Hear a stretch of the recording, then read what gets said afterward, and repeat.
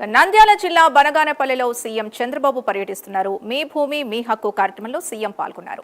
Digital పట్టాదారు pass పుస్తకాలు పంపిణీ చేశారు. రైతులతో నేరుగా చంద్రబాబు ముఖాముఖి అయ్యారు. ఇప్పుడు లైవ్ చూద్దాం. జనసేన అధినేత పవన్ కళ్యాణ్ గారు, ప్రధానమంత్రి నరేంద్ర మోడీ గారు ముగ్గురు కలిసి మేము ఎన్డీఏ ఏర్పాటు చేసినప్పుడు ఒక మాట చెప్పాం.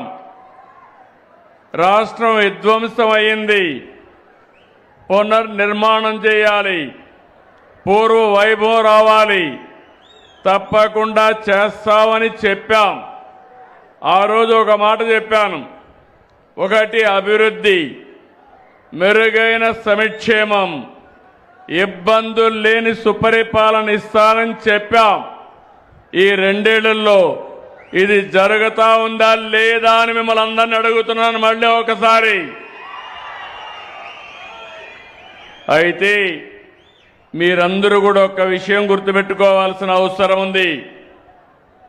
కొన్ని సమస్యలు వారసత్వంగా వస్తాయి, కొన్ని సమస్యలు కొంతమంది వ్యక్తులు సృష్టిస్తారు. ఈరోజు ఇక్కడ చూస్తే మిమ్మల్ని అందరినీ క్షోభ పెట్టిన పెద్ద సమస్య భూ సమస్య. గత పాలకుల యొక్క పాపాలు ప్రజల పాలిట శాసాలుగా మారిపోయినాయి, ఒక శాపాలుగా మారిపోయే పరిస్థితికి వచ్చింది. లక్షల కుటుంబాలు ఈ అరాచకానికి దెబ్బతిన్నారు. నేను ఎన్నికలప్పుడు తిరిగినప్పుడు నేను చూశాను మిమ్మల్ని అందరినీ. కొత్తగా ఆ రోజు కొత్త పుస్తకం తీసుకొచ్చారు, ఒక చట్టాన్ని. ఆ చట్టం మీరు తీసుకొస్తే ఏదైతే ల్యాండ్ టైటిలింగ్ యాక్ట్, నేను ఎక్కడికి పోయినా ప్రజల్లో భయం. రెండోది, ఆ రోజు మీరు ఒక్కసారి ఆలోచిస్తే ఎక్కడికి వచ్చినా ఎవరైనా వాళ్ళు చెప్పినట్టు వినకపోయినా మీ భూమిని 22A కింద పెట్టారు. టెక్నాలజీ ఉపయోగించుకుని మిమ్మల్ని ఇబ్బంది పెట్టాలనే ఉద్దేశంతో 22A అంటే గవర్నమెంట్ భూమి. మీరు వాళ్ళకి తక్కువ ధరకు ఇవ్వకపోయినా, మీరు వాళ్ళకి సహకరించకపోయినా మీ జుట్టు వాళ్ళ చేతుల్లో పెట్టుకోవాలని ల్యాండ్ టైటిలింగ్ తీసుకురావడం, కొన్ని దిక్కళ్ళ 22A కింద పెట్టేసే పరిస్థితికి వచ్చారు. అప్పటికే కొన్ని భూముల్లో సమస్యలు ఉన్నాయి. ఇది చేసిన తర్వాత సమస్య జటిలమైంది. నేను ఇదే నియోజకవర్గంలో ఎన్నికల రోజున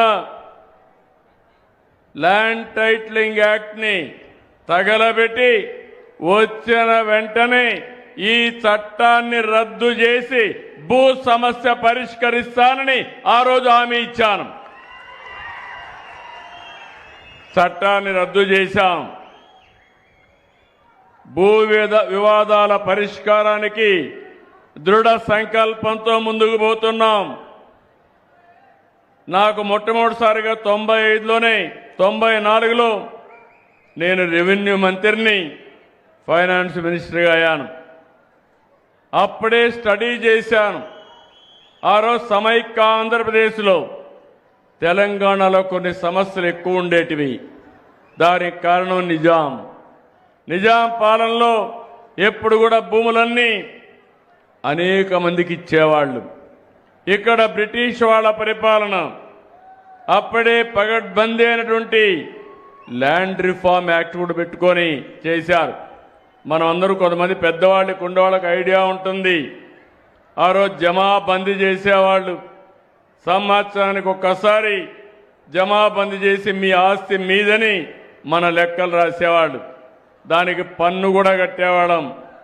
మొట్టమొదటిసారిగా ఎన్టీ రామారావు గారు ముఖ్యమంత్రి అయిన తర్వాత మన భూమి పైన పన్ను కట్టడం ఏంటి? అందుకే భూమి పన్ను రద్దు చేస్తానని రద్దు చేసిన వ్యక్తి నందమూరి తారక రామారావు గారు అని చెప్పి నేను మీకు తెలియజేస్తున్నా. ఒక్క నిమిషం పోలీసులు ఉండమ్మా పోలీసులు. ఇనమ్మా ఇన్నో ఇట్రా, ఇన్నపడుకో, ఇటురా, నేను మాట్లాడతాను. ఇట్రా, ఇటుకి 10 మందిలో అవన్నీ చేయడం కరెక్ట్ కాదు.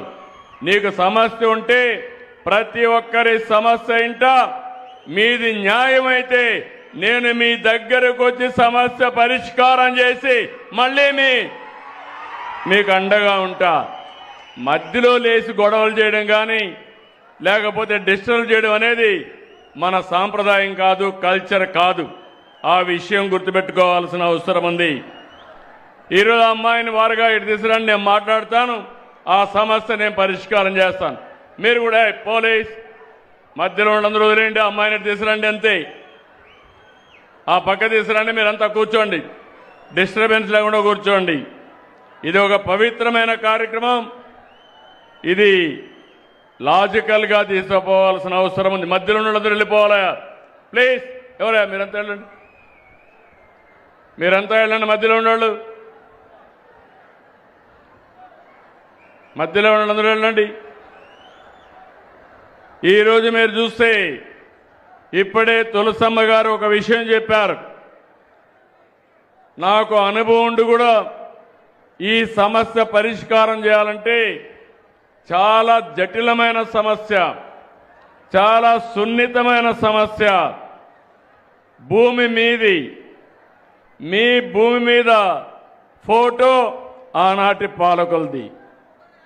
భూమి చుట్టూరు సర్వే రాళ్లపైన కూడా ఫోటో వేసుకునే పరిస్థితికి వచ్చారు. అంటే ఫోటో పిచ్చి పరాకాష్ఠకి వెళ్లే పరిస్థితికి వచ్చింది. అది ఆలోచించిన తర్వాత నేను ఆలోచించాను, ఒకవేళ వేస్తే మీ నాన్న ఫోటోనో మీ తాత ఎవరైతే ఆ భూమి ఇచ్చారో వాళ్ళ ఫోటో వేయాలి, కానీ వీళ్ళ ఫోటో వేసుకోవడం తప్పని ఆ ఫోటోను రద్దు చేసి రాజముద్రతో ఈరోజు మీకు పట్టాలు ఇస్తున్నాం. ఆ తర్వాత ఆలోచించాను, మళ్ళీ ఎవరైనా దుర్మార్గులు వస్తే ఆ దుర్మార్గులు మళ్ళీ రికార్డు మార్చే పరిస్థితికి వస్తారు. నేను కానీ ఏమారితే కింద నుండే వాళ్ళు దళారులు కూడా తయారవుతారు. మేము మీకు పట్టా ఇప్పిస్తాం, రేట్ ఎంత ఇస్తామని. అందుకే నేను ఇవన్నీ ఆలోచించి సర్వే మొదలుపెట్టాం, రీసర్వే చేస్తున్నాం. ఆ రీసర్వేలో కూడా రైతుకి ఇన్ఫర్మేషన్ పంపిస్తున్నాం. మీకు పంపించిన తర్వాత మీరు వస్తే మీ సమక్షంలో సర్వే చేపిస్తున్నాం. నీకు ఎంత భూమి ఎన్ని ప్లేసుల్లో ఉంటే అవన్నీ కూడా రాసి మీ పేరుతో ఎక్కడెక్కడున్నాయో వివరాలు రాసి మీకు అందజేస్తున్నాం. మీరు అవన్నీ చూసుకున్న తర్వాత కరెక్ట్గా ఉన్నాయని ఒప్పుకుంటే మీరు సంతకం పెడితే అప్పుడు మెడ్రాసుకు పంపించి సెక్యూరిటీ ప్రెస్లో ఈ పుస్తకాలు ప్రింట్ చేస్తున్నాం. ఇది ఎవడంటే వాడు చేయడానికి వీలు లేదు. మన కరెన్సీ ఉంది, కరెన్సీని మన డబ్బుల్ని వేరే వాళ్ళు డూప్లికేట్ ప్రింట్ చేయడానికి వీలు లేదు. అలాంటి జాగ్రత్తలు తీసుకున్నాం. మళ్ళీ ఎలాంటి ఇబ్బంది లేకుండా మధ్యలో దళారీ వ్యవస్థ లేకుండా ఉండాలని నేరుగా ఇలాంటి మీటింగులు పెట్టి గ్రామ సభల ద్వారా మీకు ఇప్పిస్తున్నా. అదే మరిగా మిమ్మల్ని అందరినీ ఐవీఆర్ఎస్ అడుగుతున్నాను, సమాచారం అడుగుతున్నాను, ఎప్పటికప్పుడు పర్యవేక్షిస్తున్నాను. ఇప్పటికి 7 సార్లు 7 నెలల్లో ఇక్కడ జిల్లాలకు వచ్చాను. నేను ఒక ఉద్యమంగా తీసుకున్నాను, ఇది ఒక పవిత్రమైన కార్యక్రమంగా తీసుకున్నాను. నా ఆలోచన ఒక్క రూపాయి కూడా అవినీతి లేకుండా దళారీ వ్యవస్థ